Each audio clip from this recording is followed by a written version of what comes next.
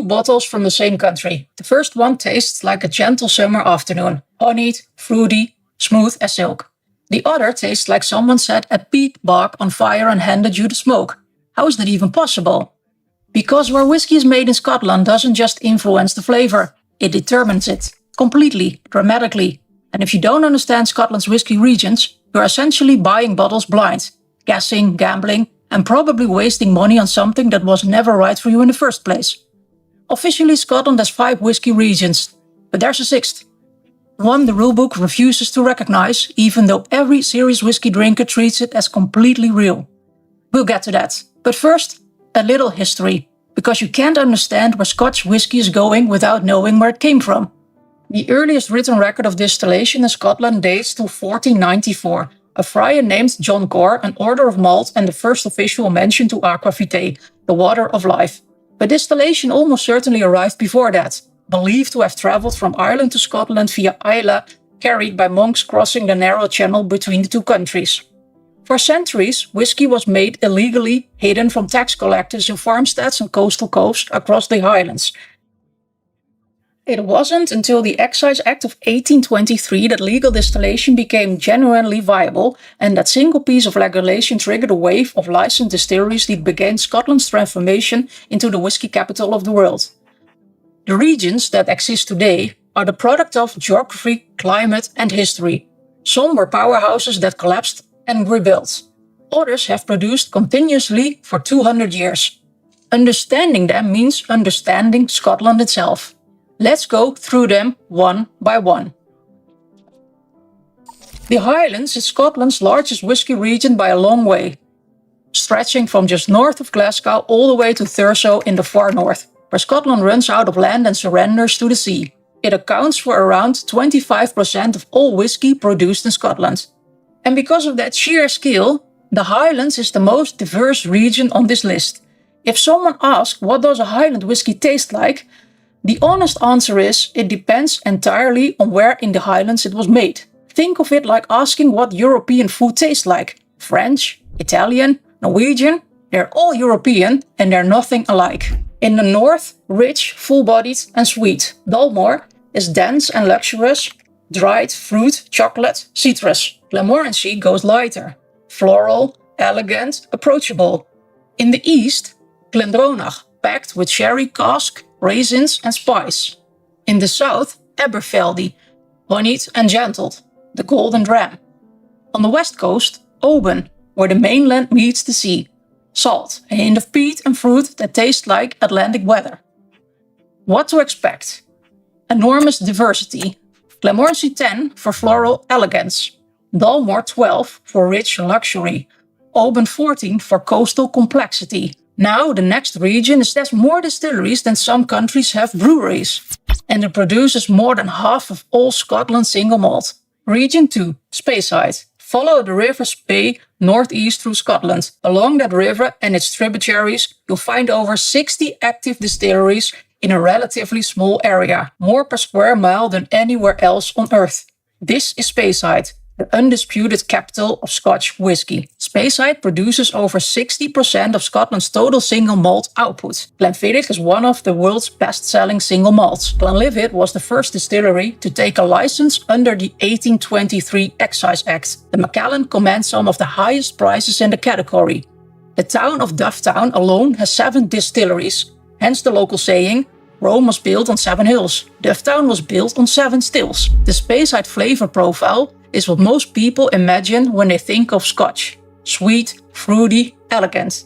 Vanilla and apple from American oak and the cool Spey water. Dried fruit and gentle spice.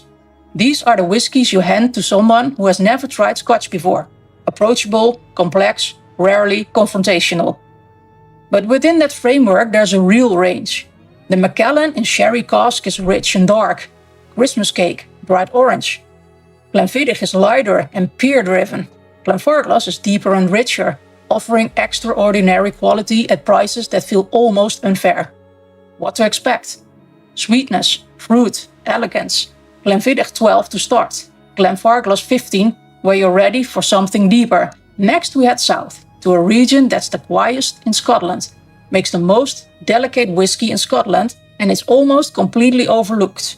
That ends now. Region 3, the Lowlands. The Lowlands cover the southern half of Scotland. Flatter, more agricultural, closer to England. But what the region lacks in quantity, it makes up for with a style unlike anything else in Scotland.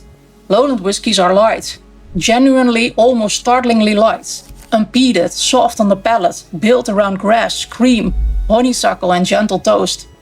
If Islay whiskey is a thunderstorm, Lowland whiskey is a Sunday morning in a garden. What makes the Lowlands historically unique is triple distillation. While most Scotch is distilled twice, Lowlands Distillery once ran their spirit through the still a third time, stripping out heavier compounds and producing something unusually clean and delicate. Oakentoytion in Glasgow is the only distillery still doing this across its entire range today. The region suffered badly during the 20th century consolidation. Many distilleries closed and never reopened. But a quiet revival is underway with newer producers like King's Barnes and Borders bringing fresh energy to a region at risk of becoming a footnote. What to expect?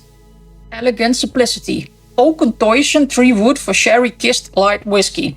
Pen Kinchi 12 for grassy gentle Scotch at its most approachable. Now we go somewhere with a history so dramatic it sounds like fiction.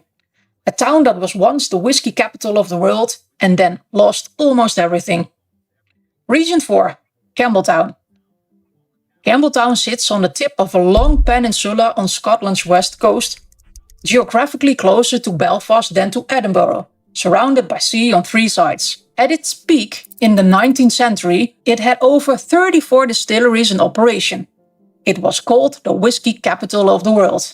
Then it collapsed. Better transport links gave southern markets access to highland distilleries. Quality dropped as producers chased volume over craft. The market turned away. Distillery after distillery closed. By the mid-20th century, only 2 remained. But Campbelltown survived. And Springbank, the distillery that held the flame, has become one of the most respected names in the whiskey worldwide. It malts its own barley, distills its own spirit, and bottles everything on site. Entirely family-owned. Producing 3 completely different whiskey styles: lightly peated Springbank, heavily peated Longrow, and unpeated Hazelburn, from one set of stills. That is a remarkable achievement. Campbelltown whiskey carries a briny, oily coastal depth that is genuinely hard to find elsewhere. Salt and dried fruit, smoke and toffee, a texture that rewards patience. What to expect? Complexity and maritime character. Springbank 10 is an essential bottle. Longrow, red for smoke alongside the brine. And now the island, the one that built its entire reputation on the most remarkable flavor in whiskey. Region 5, Islay.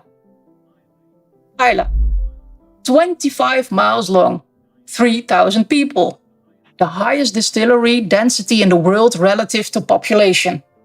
And the flavor profile so distinctive that people either become obsessed with it or never go back. Distillation is believed to have arrived in Scotland from Ireland to Islay as early as the 13th century, making this small island arguably the birthplace of Scotch whisky itself. Islay is famous for peat.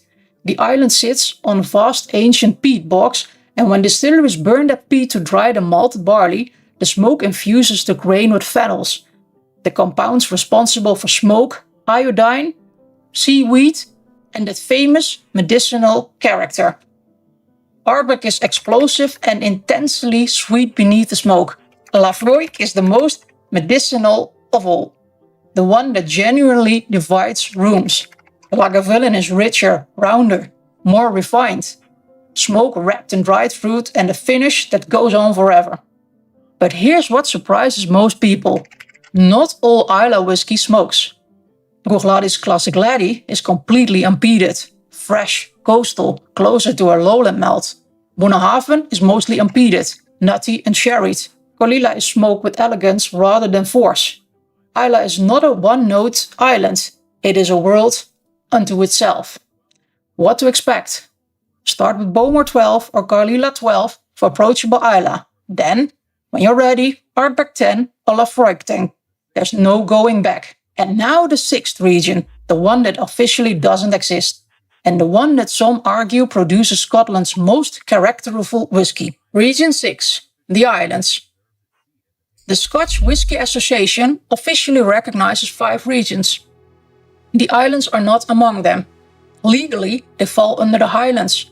But calling Talisker a Highland whisky is like calling the Atlantic Ocean a large lake. Technically, defensively, practically absurd. Scotland has nearly 800 islands.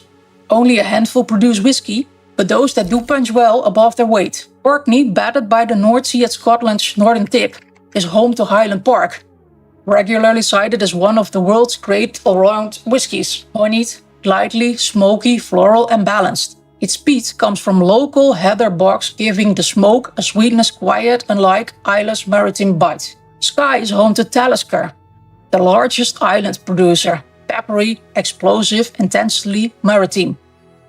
Robert Louis Stevenson called it the king of drinks. Arran, with a distillery established only in 1995, has earned serious critical acclaim for a whisky that's fruity, elegant, and distinctly coastal. Jura sits somewhere between Islay peat and Highland fruit. Tobermory Mull makes both unpeated and heavily peated expressions from the same stills. What unites island whiskies is attitude, shaped by isolation, brutal weather, and water that travels over ancient rock before it ever reaches the still. That unofficial status doesn't diminish them. If anything, it makes them feel more honest. What to expect? Highland Park 12 for honeyed complexity, Talisker 10 for pepper and fire, Arran 10 for coastal elegance without aggression. 5 official regions. One that everyone uses anyway, and between them, a flavor universe that takes a lifetime to properly explore.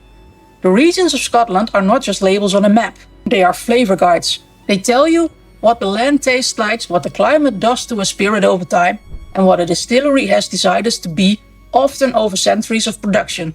Once you understand them, you stop buying blind. You start making choices. You start discovering whiskey that's actually right for you. So, which region speaks to you? The sweetness of Speyside? The fire of Islay? The wild, unofficial edge of the islands? What's your favorite whiskey? Drop it in the comments. And be sure to look at our previous video about whiskey myths you might just be still believing.